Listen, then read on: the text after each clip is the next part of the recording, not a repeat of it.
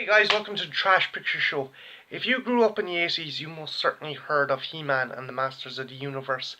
This was a mega huge toy line by Mattel, and it spawned numerous amounts of figures, an animated series, and comic books. It was essentially the story of the battle between good and evil, between He-Man and Skeletor on the planet Eternia, and it was a huge property back then, which is why in 1987 Canon Films decided to make a live action version of this movie.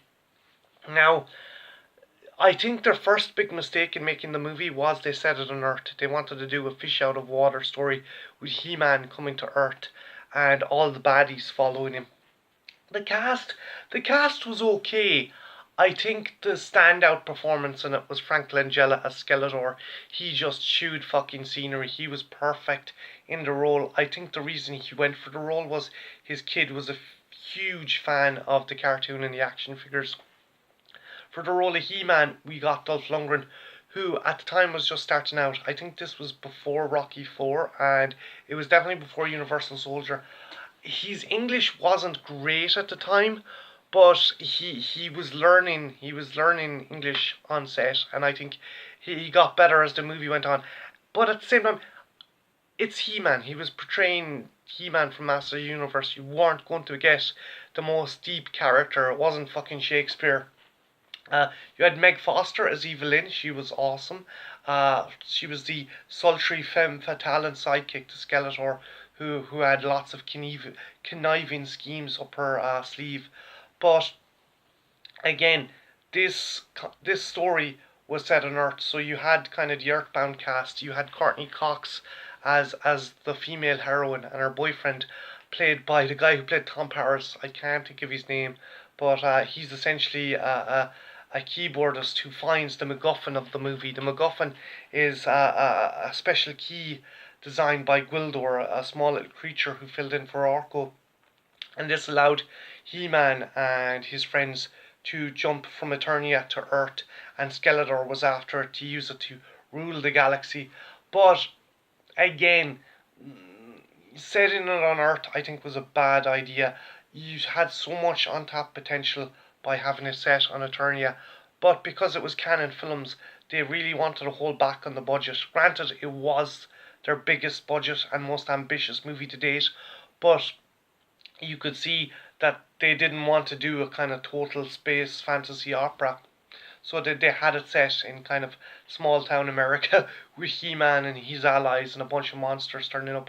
Speaking of monsters, the only kind of other kind of main creature character to turn up from the bad guy side, besides Evelyn and Skeletor, was Beastman. The rest of them were kind of disposable cannon fodder. Mattel didn't want any of their main characters killed, so they designed characters from scratch. So kids wouldn't be like too upset if any of the characters got killed. It ran into trouble, and financially it ran out of money before it got to finish filming. So the end, you could tell, was very rushed. The duel between Skeletor and He-Man wasn't a big kind of bombastic affair. It was them swinging swords at each other in a dark red lit room, and yeah, you could see that the budget had well and truly ran out. Um, this this was a movie of the 80s, so it was made before the likes of MCU, but you did get an after credit stinger, which I won't spoil for you. If you get a chance, check it out. All in all, the Masters of the Universe movie, it's not great, but it's fun. If you have a couple of mates and a couple of beers, it's great crack, it's great fun. Lundgren does his best, but you're watching it for Frank Langella as Skeletor. He is just fucking devouring scenery, and there is some cool moments. By and large, it kind of doesn't really do the comic or the cartoon justice, but it is definitely a creature of the 80s. Interestingly enough, Canon were going to do a sequel to the movie, but I think the negotiations with Mattel fell through after the sets were built. The original story was Skeletor was going to lay siege to Earth and turn it into a post-apocalyptic environment. However, Mattel backed out, and that entire kind of set and designs were all salvaged and turned into the movie Cyborg starring Jean-Claude Van Damme.